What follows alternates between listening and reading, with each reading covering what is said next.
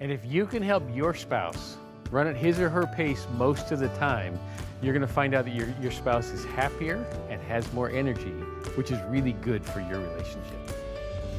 We all have a natural pace of life that we like to run on, and that we can be most productive when we're running on that pace of life.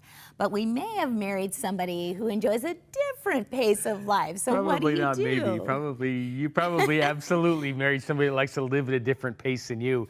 And we discovered the importance of this when we were working with teenagers. And we decided to take this group of teenagers on a long-distance bike ride. Right, and we were wise enough to know, hey, we don't know everything there is about riding long distance on a bike. Let's bring in a pro. Right. And so this professional biker came, and he was sharing the secret of long distance running. Right. What he said to us was, your bicycle has gears because there's a pace at which your feet can go all day long. And he said, if you go at your pace, when you get to the end of the day, you'll be a little bit tired, but you won't be fatigued. And then he said, if you go too fast, you're going to get fatigued at the end of the day, which seemed obvious. But then he said, if you go slower than your pace, that's also make you tired. Yeah, he said you're going to be fatigued. And when he said it, I realized he wasn't just talking about biking. He was talking about life. Yeah. And this principle is referred to in 1 Corinthians 9:24, where Paul wrote, do you not know that in a race all the runners run, but only one gets the prize? Run in such a way as to get the prize. Now, this comes out of the Olympic Games, and in the Olympics, there's lots of different races, and they're all run at their own pace. So if you run a sprint at a marathon pace, you're going to lose. And if you run a sprint at a marathon pace, you also are going to lose. But if you run your pace, your race at your pace, you're likely to be successful. And in life, each of you has a pace at which you run best.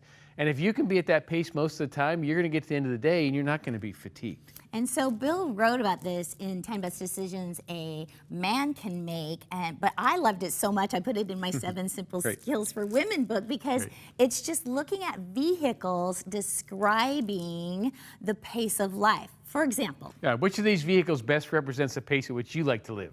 Some of you are like a muscle car. You have a great big engine and you like to go fast. And if the truth is told, you're a little disappointed there's even brakes in the car because you just want to go. And you can see the destination where you need to get to. And because of that, God seems to trust you with big ideas because you don't get bogged down in the details. And you actually get frustrated with people that point out obstacles along the side of the road because your goal is to blow by them so fast that it's like they don't even exist. So some of you are like a muscle car. And others of you are like a sports car. A sports car likes to go fast, but not straight. That's too boring. A sports car is more likely has an entrepreneurial spirit, like, ooh, seize that opportunity. Oh, shiny, what's around that corner? I happen to be wired like a sports car, like a fast pace, but I'm very curious about what change might be next. And she's fun to live with, but it can be hard to follow when she suddenly changes directions. Some of you are more like a semi. It takes you a while to get up to speed in the direction you're going. Once you get up to that speed, you can go at that speed for long periods of time, and you carry lots of responsibility. And because of that, you form the backbone of all of our organizations and are extremely valuable. The challenge with the semi is when you need to change. Because to turn a semi, you need time to slow that rig down. A big space to turn around. And then you need time to get up to speed in a new direction. Now, once you're up to speed in the new direction, you can go for long periods of time. So if you're married to a semi, you need to make sure they have a warning when there's big changes coming. That's right. And some of you might be like a mail truck.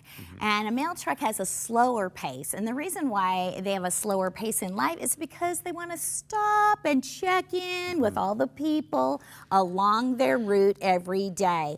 And so they have a little bit slower pace. Now, Bill is a mail truck because people are really important to him, and he likes that slower pace of life to check in. He's a little bit faster, maybe FedEx. Right. And then some of you are like a tractor. You have one speed, and that speed is slow.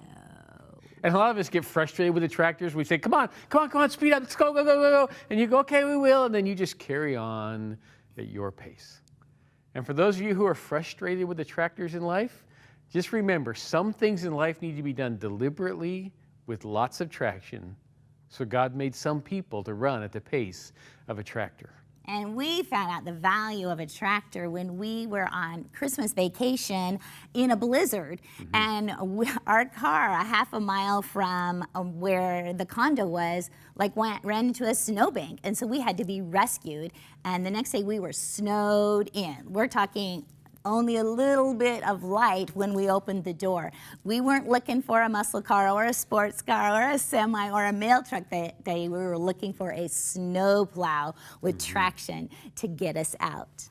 And if you can help your spouse run at his or her pace most of the time, you're going to find out that your spouse is happier and has more energy, which is really good for your relationship. And you may decide, hey, let's choose parts of our life to run at each other's pace, like our ministry and our organization's Lovewise. And so the work side, we run at the sports car pace to grab that opportunity. But our personal life, we run more at my pace, which is the mail truck, to make sure we're both doing okay.